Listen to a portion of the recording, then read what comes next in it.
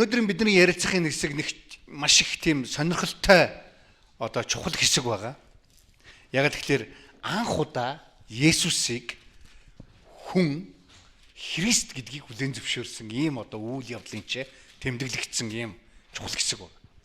Энээс өмнө Христ буюу Машиах гэж тийм ээ. Еврейгээр Машиах, грекээр Христ юу гэсэн үг вэ? Бурхны тослогдсон нэгэн. Бурхнаар онцгойлон тусгаарлагдсан нэгэн. Бурхнаар илгээгдсэн аврагч гэсэн ийм одоо санааг илэрхийлсэн юм үг байгаа Христ гэж. Энийг одоо Петр нөгөө бусад 11 одоо шав тийм ээ 12 шав нарын өмнөөс хэлж байгаа. Та бол Христ гэсэн. За энэ хэсгийг бүгдээрээ өнөөдөр бид нар ярилцсан. Өнөөдөр бид нар ярилцахаас өмнө нэгэн зүйлийг бид нар өөрсдөөсөө асуух хэрэгтэй. Та Есүсийг хэн гэж хардаг вэ гэж. Сүнслэг харааны тухай бид нар ерөнхийдөө ярилцмаар байгаа өнөөдөр. Өнгөрсөн 7 хоногийн номлолтой ерөнхийдөө нэлээд одоо холбоотой ийм хэсэг байгаа. За бүгдээр хамтдаа эхлээд текстээ хамтдаа уншийе. Марк номын 8 дугаар бүлэг. Марк номын 8-ын 22 дугаар ишлэлээс 30 дугаар ишлэл. 22-оос 30. За хараарай би уншийе. Тэднийг Бетсайдад ирэхэд хүмүүс сохор нэгнийг түүнд авчирч гараа түүнд хүргэхийг Есүсээс гуйв. Есүс тэр хүний гараас нь хөтөлж тосгоноос гаргаад нүдрүү нь нулимсны дараа түүн дээр гараа тавиад түүнээс чи ямар нэг юм харж байна уу гэж асуухад нөгөө хүн хараад би хүмүүсийг харж байна. Тэд явж буй мод мэт харагдаж байна гэж хэллээ. Тэгэхээр нь тэр дахиад гараа нүдэн дээр нь тавьж түүнд тодор харуулв. Түүний нүдэнд засарч юм бүгдийг тод харах болжээ. Есүс түүнд тосгонд бүү оч гэд гэр рүү нь явуулав. Есүс шав нарынхаа хамт Цезар Филиппийн тосгон руу явжээ. Замдаа тэр шав нараасаа хүмүүс намайг хэн гэж ярьж байна вэ гэж асуухад тэд түүнд баптистч Иохан гэдэг. Зарим нь Илия гэхэд харин зарим нь иш үзүүлэгчийн нэг гэдэг гэв. Есүс цааш нь тэднээс харин та нар намайг хэн гэж хэлэх вэ гэхэд Петр та бол Христ гэж хэллээ. Тэр өөрийнх нь тухай хэнд ч ярьж болохгүй хэмээн тэдэнд тушааваа. Амен. За мэдээж хэрэг Есүсийн цагнд болоог учраас хэнд ч ярьж болохгүй. Өөрөөр хэлбэл та нарт илэрхийлэгдсэн энэ шинэ илчлэлтийг хараахан хүмүүст дамжуулах болоогүй шүү гэсэн ийм замаар одоо хэлж байгаа. Яг тэгэхээр Есүсийн одоо дэлхий дээрх ажил нь амьдрал нь арайхан дуусаагүй байгаа. Хийгдэх юм өшөө байгаа учраас. Тийм учраас ерөнхийдөө одоохондоо хэлж болохгүй гэдэг зүйлийг ерөнхийдөө хүмүүс дандаа хэлж ирсэн. Энэ удаа ч гэсэн шав нартаа хэлж байгаа. Гэхдээ энэ хоёр үйл явдал ер нь ямар хамаатай юм бэ хоорондоо. Нэг нь болохоор Бетсайда хотод болсон, нөгөөх нь Филипп Цезарын хотод болсон. Филиппийн тосгон, Цезар Филиппийн тосгон гэж. Уг нь бол тэр бол жижигхэн тосгон. Дараа нь одоо Ромын эзэнт гүрнийхэн ирснийхаа дараа мэдээж олон янзын Цезарууд байгаа. Цезарууд гэж байгаа юм тийм ээ жижигхэн ноёдууд тийм ээ ерөнхийдөө хаан ноёд гэсэн үг. Тэр хүмүүсийнхаа нэрээр янз бүрийн тосгоныг нэрлэх дуртай. Тийм учраас энэ Филипп одоо гэдэг Цезарынхаа нэрээр тэр нэг жижигхэн тосгоныг ерөнхийдөө нэрлээд уг нь бол жижигхэн тосгон байсан. Тэгээд нэлээд том хот маягаар одоо хөгжүүлсэн иймэрхүү газар байсан ерөнхийдөө. Тийм учраас тосгодууд гэж яриад байгаа. Нэлээд том болсон гэсэн байсан учраас. Энэ хоёр өөр газар болсон. Энэ нь болохоор бараг 50 км-ийн цаана байгаа өөр суманд болсон үйл явдал гэсэн утгатай манайхаар бол. Нэг нь Бетсайдад, нөгөөх нь харь үндэстнүүдийн хотгонд, тосгонд. Нэг нь бол гайхамшиг бүтээгдсэн. Хүмүүс нэг хүний нүдийг идгээсэн байна, тийм ээ? Харааг аруулсан. А нөгөөх нь бол зүгээр л хүмүүс намайг хэн гэж хэлж байна гэдэг энэ асуудлын талаар Есүс ярьсан. Энэ хоёр хэсгийг бид нар өнөөдөр арай өөр замаар бид нар харахыг хүсэж байгаа. Ерөнхийдөө Марк ном бол Есүсийг олон янзын гайхамшгуудыг бүтээсэн тухай ингээд үргэлжлүүлэн ингэж хэлсэн ийм одоо дестралтай ийм ном. Та нар одоо хүртэл бид нар гайхамшгуудын тухай зөндөө ярьсан. Гайхамшигт бид нар итгэдэг. Есүс бол өөрөө гайхамшиг. Саяхан болсон ярилцлагын талаар өнгөрсөн 7 хоногт бид нар ярьжсэн дээ. Зариг цагийн мэн дээр ярилцлага өгсөн чинь баркын хасаа хийцэн байсан гэж. Тэгээд тэр хүн тэгж хийжсэн шүү дээ тийм ээ. Асууж ирсэн шүү дээ. Ерөнхийдөө шашнууд бол голцоо нэг ид шидэн юм яриад байдаг. Христийнх ажиллахан буддийнхтай адилхан. Тэгээд тэр нэг ламын хариулт байсан. Миний хариулт юусэн байгаагүй те санаж байна те таслаа хийцэн байхгүй. Тэр лам юу гэж хэлсэн? Эд шид бол одоо тийм ээ ерөнхийдөө элев шидийн юм бол байгаа. Зарим одоо манай лам нар бол нисдэг л гэн хам нэвтэлж гардаг л гэн ингээл янз бүрийн. За би нөгөө ингээ сэлэм мэлэм нугалдаг энэ тэрийг ярих болов гэж бодож ирсэн. Арай тэрийг яриаггүй зүгээр ямар ч байсан. Тэгээ би юу гэж хэлсэн гэхэлэр эд шид гэдэг зүйлийг Христийн хэрэгэлдэггүй. Энэ бол элбийн шинжтэй гэж бид нар үздэг. Элб бол хүний зөвхөн нүдийг хуурах бөгөөд яг жинхэнэ бодит зам дээр бол бодиттороо бол тийм юм бол болдоггүй. Зөвхөн хүмүүсийн нүдийг хуурдаг. Элб бол тийм л байдаг. Харин гайхамшиг гэдэгт бол бид нар итгэдэг. Энэ бол хүмүүсийн одоо ой тойнд болон логикийг хугалсан тийм ээ үгүйсгсэн ийм үйл явдал. Тэрний хамгийн том жишээ бол Есүс өөрөө үхлээс дахин амь орсон энэ үйл явдал байгаа гэж би ерөнхийдөө тайлбарлаж байна. Тийм учраас Христэд итгэж хүмүүс бол гайхамшигт итгэдэг хүмүүс гэж. Тэгэхээр өнөөдөр бид нар яг бид нар зөндөө олон зүйлийн талаар гайхамшгуудын талаар бид нар ярьсан. Саяхан бид нар өнгөрсөнгийн өмнөх 7 хоногт бид нар 4,000 хүнийг одоо долоохон талахаар хоололсон Есүсийн гайхамшигын тухай бид нар ярилцсан байна.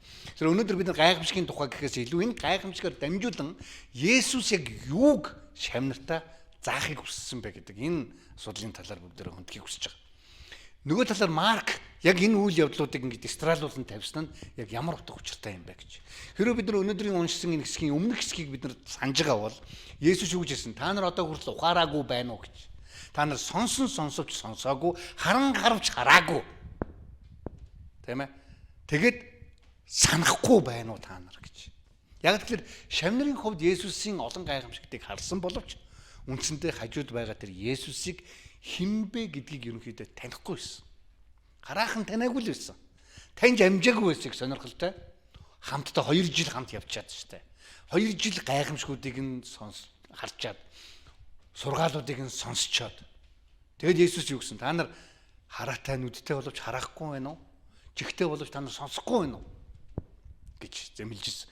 Тэгж хэлэнгүүтээ дараа нь яг хараагүй хүнийг хараа оруулж байгаа энэ үйл явдлыг Марк ерөнхийдөө энэ хэлсэн байгаа. Есүс шавнартаа нэгэн зүйлийг хэлхийг хүссэн. Яг энэ хэлж байгснийхаа өмнөхөн Есүс хэлгүй дүлийн хүнийг эдгэсэн тухай санаж байна тийм ээ.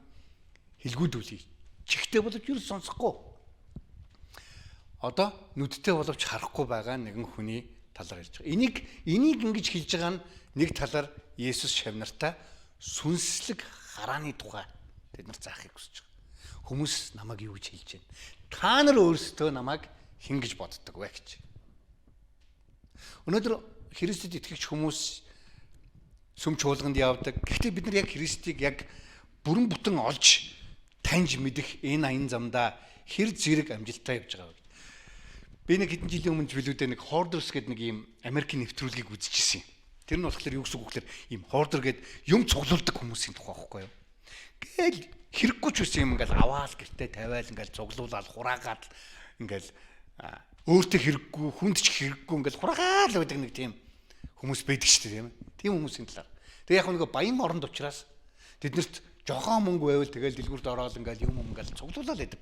Тэгээ тэр нэвтрүүлгийг би бүр үнэмшмээргүй юм тийж гарч байгаа байхгүй юу?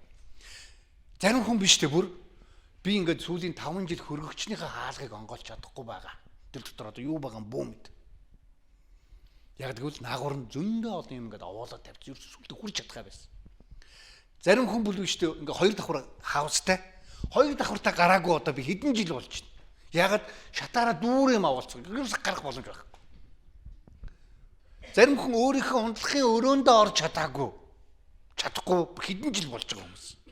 Та нар боддоо би бүр юусоо тэрийг бүр ойлгохгүй байгаа байхгүй. За баян орны хүмүүсийн юм даа одоо. Тэгэд тэрийг ингээд цэвэрлж болдгоо юм уу?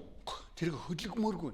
Хүмүүс орж ирэхгүй эн чинь гэд барихлаар хөөш болохгүй надад чинь тийм үнэтэй тийм юм хэрэгтэй юм уу гэд. Гэхдээ өөрөө хэрэгэлдэг үү? Энэ нь сэтгэл зүйн асуудал байхгүй бүр. Сэтгцийн юмд орцсон. Тэгэд зарим хүмүүс өөрсдийнхөө нойлын өрөөнд орч чадахгүй болсон. Ийм одоо сонин нэвтрүүлэг. Тэгэд мэрэгжлийн цэвэрлэгч нар тэр хүмүүс тусалж байгаа юм.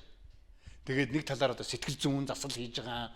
Нөгөө талаар нөгөө хүнтэй чинь хамт ажиллаад тийм ээ одоо танд яг юу надад чинь нэг эмэгтэй бүр ингээд бүр гэрээрээ дүр юм барьдаг цүнх цуглуулсан. Тэгэл дэлгүүр орохлоор л нэг цүнх авдаг. Юм эмгтэн хүний цүнхтэй жижигхэн цүнх. Тэгээ бүр тэрний тэр obsession гэж ярьдаг шүү дээ. Бүр ингээд бүр тэрэнд ингээд бүр ингээд өөрийгөө бүр идүүлсэн. Тэгэд үгүй энийг ч хайжгүй наад ч айгүй өөр ингээд бариулна юм тэрнээс өөр мөр гэл ингээд амар хэцүү. Хайж болохгүй. Хүнд өгч чадахгүй. Маш зовлонтой. Баян хүний зовлон. Бидэртийн зовлон бараг байхгүй л баг л да Монголд те. Зөндөө ерөөсөө өгөхгүй тэгсэн мөртлөө байлгал гэдэг. Надад хэрэгтэй гэл. Хизээ хэрглэх юм, хідэн наслах юм бөө мэтэр хүн. Тэгэл ингээл гэрийн ингээд сэвэрлээ сүулдэ нөгөө хүн чинь нөгөө өөрийнх нь тэр сэтгэл зүй юмыг даваал сэтгэл заслаар ингээл яваал гэр орно ингээл айгүй гоё болчихж байгаа байхгүй юу. Сүулдэ ингээл галзуух малзуух гарч хүүх манах чинь том галзуухтай билүү. Хөргөчөө онгоолж үзээгүй гэж бодлоо. Тэр дотор аим шигтэй өмхий замхаа одоо хэдэн жилийн өмнө. Тэгээд дээдлийн давхартаа гарч үзээд орон дээрээ ингээд хэдэн жилийн дараа очиж байгаа байхгүй. Тэгээд уйлал би энэ дээр ирж чадахгүй. Хэдэн жил болсон. Орондоо орж чадахгүй. Үнэхээр итгэмээргүй. Энэ үйл явдал Монголд магадгүй хэрвээ баян болох юм бол болох л бах л даа. Хүн л болсон хойно бүгд газрын хүмүүс адилхан. Тэгээд бүр өөрийнх нь тэр нөхцөл байдал тэгээд зарим нь бүр их сонирхолтой ийм үг хэлж байгаа. Хөөх би чи галзуухантай зөндөө олон ийм нөгөө хоол хийх тавцантай юм биш үү? Бүр зүйлдэ тавцан отохгүй ингээд янз бүрийн нөгөө юу лээ картонын цаас маасан дээр хоолоо хийдэг болцсон байсан. Тэгвэл өөрөө тэрийг цэвэрлж мэдэхгүй, цэвэрлж үзээгүй. Зарим айлууд нь мэдээж хэрэг хулгана молгоно гэл ингээл дүүр аимшигтай жоомоо. Тэр лүгөө хүрдэггүй хүрхээс ч айдаг. Тэгээд бүр зарим нь ойлаад бүр тэгээд би үнэхээр мэдэж байна би болохгүй байгаа би мэдэн л ихтэй чадахгүй. Заримдаа олон Христэд итгэгч хүмүүс өөрсдийнхээ гим нүгэлд яг ийхүү баригдсан байдаг. Заримдаа хардаггүй. Харавч хардаггүй. Сонсовч сонсдоггүй. Яг энэ тухай л ярьж байгаа. Есүс өнөдөр. Нэгэн хэсэг хүмүүс Бетсайдад ирэхэд сохор хүнийг дүүнд гарах хүргэхээр авчирсан. Сохор хүнийг авчирсан. Энэ үйл явдлын дараа Есүс шавнараас асууж хүмүүс намайг юу гэж хэн гэж хэлж байна вэ гэж. Энэ хоёр бол их холбоотой үйл явдал. Яг л хүмүүс Есүсийг харсан боловч ерөөсө харахгүй байгаа. Сонссон боловч үндсэндээ ерөөсө сонсохгүй байгаа. Үйл явдлыг мэдээд энэ бол гайхалтай гэж харж байгаа боловч үнэхээр яг жинхнээс харж чадахгүй. Ягаад гэвэл хүмүүс гим нүгэлд бүр баригдсан. Харах чадваргүй болсон. Есүс л хурж эдгэхгүй юм бол хараа оруулахгүй юм бол тэнд харах боломж байхгүй. Ийм нөхцөлд хүмүүс амьдарч байгаа гэдгийг бид нар санаж авах хэрэгтэй байдаг. Бидний одоо Христэд харахын итгээгүй байгаа нөгөө хайртай ах гэж аав ээж дүү одоо хэн байдгийг те тэр хүмүүс. Тэд нар харахгүй даа биш. Сохорцсон учраас. Нэг эмэгтэйгийн түүхэд 15 настай охин гинт хараа нь муудаад явсараа бүр сүулдэ гэгээнээс өөр юм харж чадхаа байсан. Зүгээр өдөр шөнө харанхуй байна гэгээтэй байна гэдгийг л мэдхээс биш. Тэгэд амьдралынхаа туршид тэр эмэгтэй хөрхий нөгөө нөхцөл байдалтай дасаад янз бүрийн юм мэдэрч сураад яваад тэгэл сургууль сураад дэлгүүр орж одоо хоол хүнсээ зөвл бүх юмыг сураад ингээ 20 жил амьдарсны дараа тэр төрлийн хараагүй болсон энэ юунд хагалгаа байдаг гэдгийг сонсдог. Бөөм баяр болоод хамаатан цаатантай хэлээд гэр орныхантай хэлээд тэгээ бүгдээрээ хөөцөлдөж явж хагаад нөгөө хагалгааг нь хийлгээд нүднийх нь болтыг авсан. Тэгсэн чинь бүх зүйлийг 15 настай байх үедээ харж исэн шигээрээ харж гисэн. Уйс. Тэгээ энэ бол гол гайхамшиг нь биш. Гол гайхалтай зүйл нь биш. Гол гайхалтай зүйл нь юу юм гэхлээр 20 жилийн өмнө тэр доктор, тэр эмч энэ хүүхдийн энэ хараагүй байдалд өөр хийх юм байхгүй гэж хэлсэнд итгэсэнд байгаа. Яг л 20 жилийн өмнө тэр хагалгаа нь байсан. Тэр хүний амьдрал хэрвээ 20 жилийн өмнө хараатаагаараа үлдсэн бол амьдрал нь ямар их өөр байх байсан бол. Өнөөдөр маш олон хүмүүс заримдаа харамсдаг, олон Христэд итгэж хүмүүс зөндөө тийм юм тухай ярьдаг. Би жоохон залуу байхдаа итгэхгүй, би тэдэн жилийн өмнө Христийг сонсч ирсэн юм аа. Гэхдээ би тэгээд ингээ яц одоо яста нэрэ тэ арай л хожуу сонслоо яста нэрэ хийгээгүйсэн бол өнгөрсөн 10 жил, 20 жил одоо юу гэдэг ямар ч амьдрал байх байсан юм бэлээ. эзний дотор гэж аюул олон хүмүүс харамсдгийг би сонсч байсан. Өнөөдөр маш олон хүмүүсийг бид нар яг Есүс рүү хараа оруулахад авчрах ийм цаг байгаа гэдгийг мартаж болохгүй. Бие махбодын хараанаас гадна сүнслэг хараа гэж маш чухал зүйл байна. Мэдээж хэрэг бид нар гайхамшгуудын төлөө залбирна. Энэ гайхамшиг болох үедээ болно. Хэрвээ бид нар залбирах юм бол. Тэгэхээр гол асуудал нь бид нар хүмүүсийг тэр мөнхийн харлаган байдлаас аврах ийм дуудлагатай гэдгийг заримдаа мартцсан байж байна. Тэр хүмүүс тэр хараагүй хүмүүсийг авчирж өгсөнтэй адилхан бид нар бас олон хүмүүсийг Есүс дээр ирж харуулж өгөөч гэж гоохор. Яг гэвэл бидний хүчээр бол чадахгүй. Бид нар хүмүүсийг алгадаад, зэмлээ хүчээр энд авчирч суулгаад ерөөсө харахгүй. Есүс өөрөө тэр харааг нээж өгөхгүй бол. Есүс өөрөө тэр хүмүүсийн хараанд жинхэнэ хагалгаа хийхгүй бол. Тэнд хараа ерөөсө байхгүй. Харах боломжгүй, харж хардаггүй. Сонсовч ерөөсө сонсдоггүй. Хүн өөрөө сонсоод байна, мэдээд байна, ухаарад байна гэж боддог. Гэхдээ Есүс үнэхээр өөрийг нь хөтлөж яваад тэр хараагүй хүнийг хөдөл тосгоноос гаргасантай адилхан. Нөхцөл байдлаас нь холдуулаад, нөхцөл байдлаас нь өөр замаар тийм ээ тэр хүнд хурж эдгэсэн шиг эдгэхгүй юм бол хүмүүс өөрийгөө хараа оруулдаг. Яг үхмэл болсон гэсэн үг. Лазарыг Есүс амьлуулсан тухай та нар санаж байгаа бох тийм ээ. Лазар гэж хүн найзыг. Лазараа гараад ир. Гэнгүүт Лазар тэнцээ. За амьлах уу байх уу гэж бодоогүй үстэй. Үхсэн байсан. Гэхдээ Есүс амьсан. Тэнд ямар ч сонголт байгаагүй. Энтэй адилхан бид нар яг Есүсээс нэг зүйлийг гоох хэрэгтэй.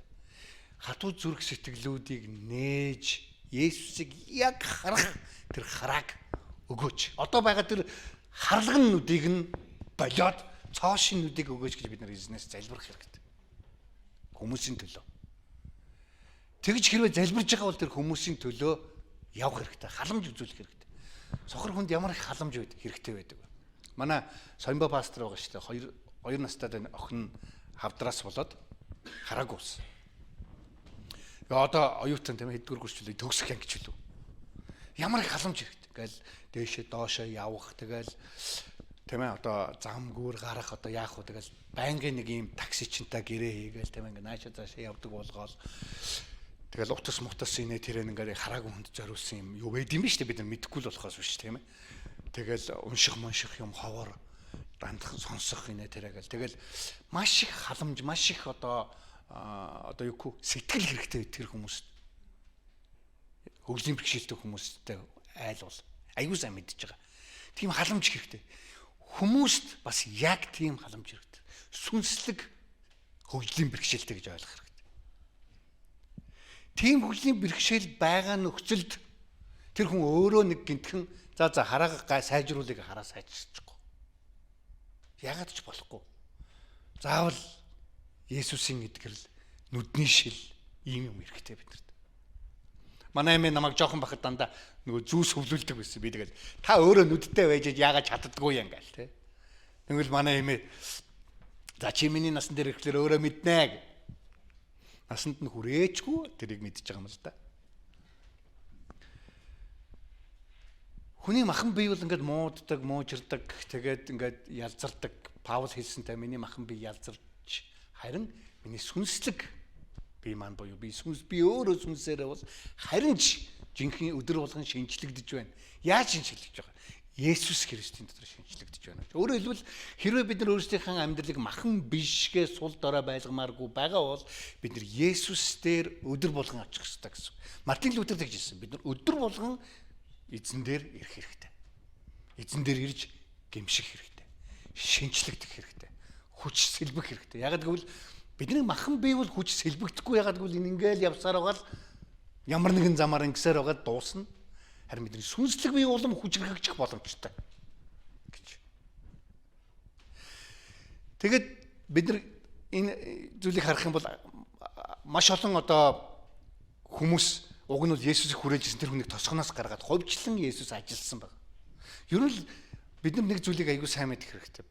Хэдийгээр Христ итгэл гэдэг бол communal буюу ингээд олуулаа байж, цугларч ингэж байдаг тийм ээ, хамт олон бүрдүүлдэг нөхөрлөлийн ийм одоо итгэл үнэмшил боловч эзэн хувьчлан биднэртэй ажилладаг гэдгийг ойлгох хэрэгтэй. Бид нар аав ээжийнхэн итгэлээр ч юм уу өвөө эмээгийнхээ итгэлээр итгэж болдоггүй.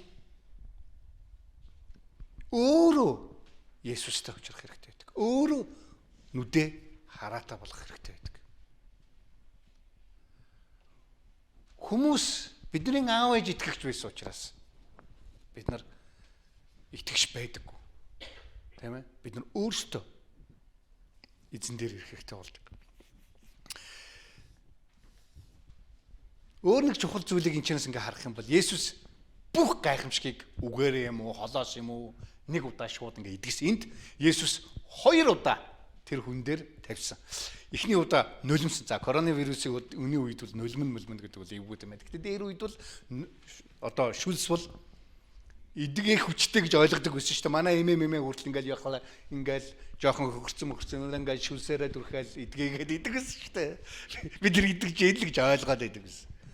Гэхдээ тэр нүуний ч юм уу удлаа ч юм уу би одоо ч мэддэггүй тэрний утгыг.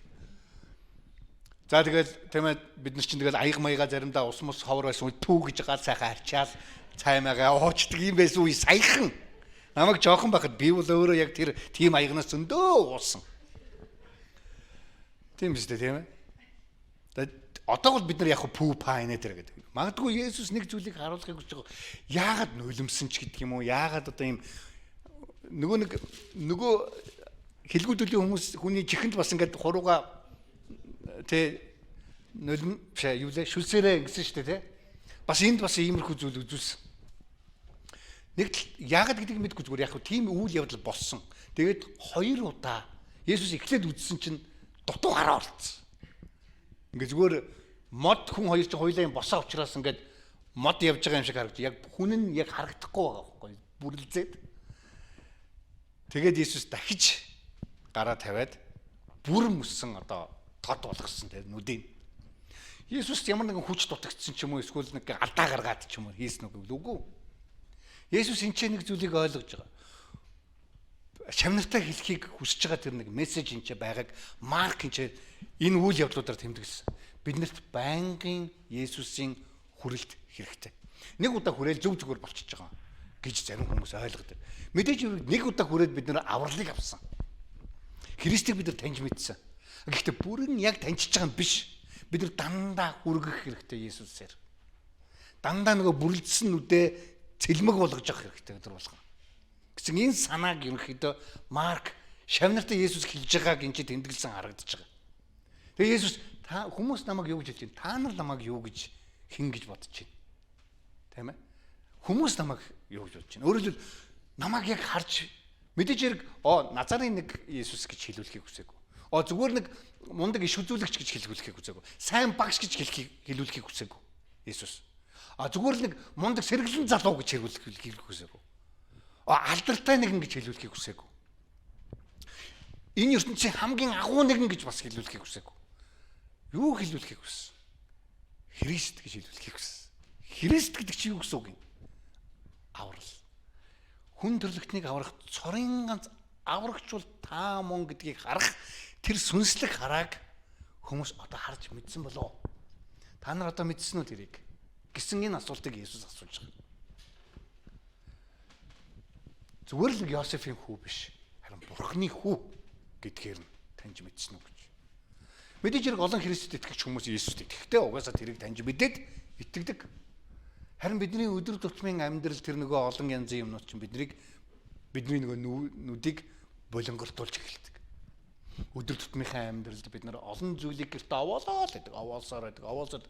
Яг тэр нэг хараагүй эмгтэй шиг заримдаа яг өөрийнхөө нөхцөл байдал бид нар дасаад ингэж л амьдрах ёстойгоо ботцсон байж байгаа.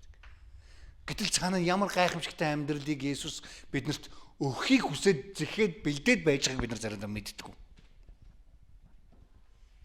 Тэгээ бид нар тэр он жилүүдэд заримдаа алдсан байдаг. Тэр боломжуудыг бид нар заримдаа аваагүй явж идэг. Есүстэй 2-3 жил хамтдаа явсан шавнар нь хүртэл тэгж байгааг бодоход мэдээж хэрэг бид нар бол одоо тэхээс яах вэ гэж хэлэхээр байгаа зү тийм ээ. Тимийн тулд бид нар үргэлжидэл ерөөсөө өдөр болгон Христэс зуурж амьдрах ёстой болж байгаа. Шавнар нь Есүстэй яг бодит байдлаар харьцаж исэн шавнар нь үнийг таньж мэдхтэй тийм удаан байсан бол бид нар бас нэлээд цаг хугацааг шаардана л гэсэн үг. Бид нар зүгээр Есүсийг аврагч гэж мэдээд танаад оюунаараа сонсцсон, хартсан учраас эсвэл нэг удаа үнэхээр гайхалтай сайхан юм одоо мэдрэгдээд өөрөө эзнийг хүлээж аваад болцсон учраас ингээ бүх юм болчихж байгаа юм бас биш болчих. Аврал бол бүх юм болчихж байгаа. Аврал бол ойлгомжтой болсон. Харин Христ итгэлийн амьдрал. Тэгээ Есүс шавнараасаа асууж байгаа. Та нар хүмүүс юу гэж хэлж байна намайг гэж. Тэгсэн чинь зарим нь Иохан Баптист гэж байгаа. Санаж нь Иохан Баптист гэж хэлснээс болоод Херод нилээн одоо сандардаг шүү дээ тийм ээ. Өмнөх хэсэг дээр хэрэг бид нар санаж байгаа бол Есүс юм хинбэ шалгаж байгаа тийм ээ. Зарим нь Иохан Баптист өөрөөр хэлбэл тэгээ саяхан цаазаар авахулсан Иохан Баптист амилчлаа гэж. Месиаг зүгээр танилцуулж байгаа нэгэн гэж. Зарим нь болохоор Элия эргэж ирнэ гэсэн хүмүүс одоо тэгж итгэдэг байсан юдэчүүд. Гэхдээ яг Христ шиг ирнэ гэж юусоо ойлгоогүй. Тэгээ зарим зүгээр нэг иш үзүүлэгч байхаа гэж. Хэрвээ Матар номон дээр сарах юм бол Еремая юм болов гэж. Яг тэгвэл Еремая бол нэг уйлдаг зүнч гэж яригддаг байсан. Аюу олон хүмүүсийг харж өрөвдөж, инэрж, халамжилж байгаагаараа Есүс Еремаятай зүүрлэгдэж ирсэн бас олон хүмүүсийн дунд. Тийм учраас Еремая ч юм уу буцаж ирсэн байхаа гэж. Харин Есүс бол тэр бол Есүсийн сонсмооргүй байсан зүйл байсан. C.S. Lewis-ийн Alpha гिचэл дээр байдаг шүү дээ тийм ээ. Одоо Mere Christianity гэдэг номон дээр C.S. Lewis юуны тухай бичсэн гэхлээр олон хүмүүс Есүсийг сайн багш, сайн зөвнч тийм ээ инээ тэрэ гэж хэлхийг хүсдэг. Үгүй Есүс өөрийгөө ерөөсөө тэгж хэлүүлэхийг хүсээгүй. Есүс зөвхөн өөрийгөө би Бурхны хүү, би Бурхан юм а гэж хэлсэн. Энэ бол ямар ч найраа байхгүй. Эсвэл Есүс яг хэлснээрээ Бурхны хүү, эсвэл тэр солиотой нэгэн.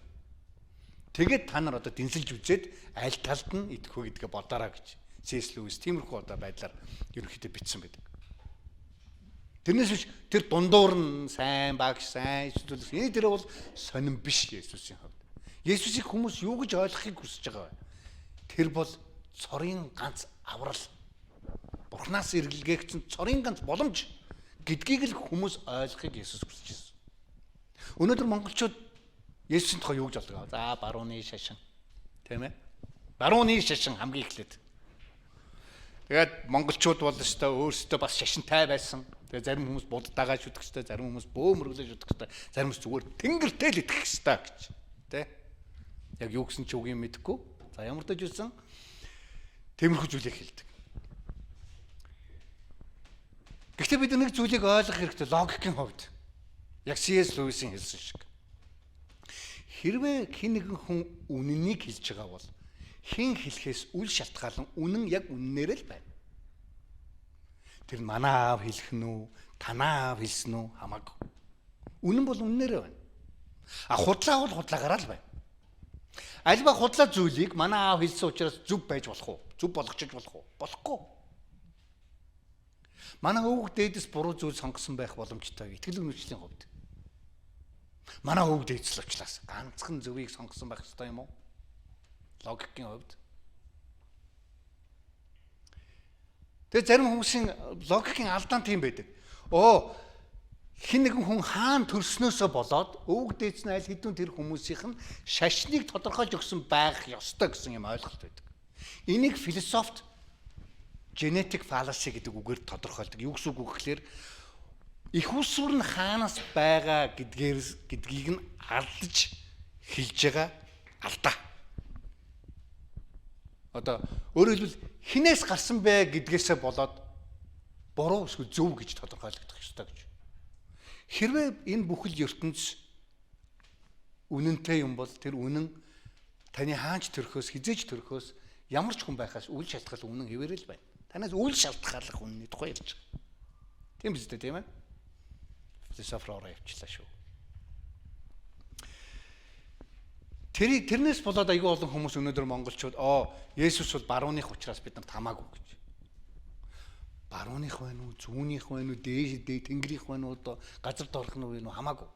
Шоронгийн аимшигтай хулгайч дэлхий бол нарыг тойрон эргэлддэг гэж хэлсэн болох хэлвэл тэр хулгайч учраас судлаа хэлсэн байх хэрэгтэй гэж бодох хэрэгтэй юу.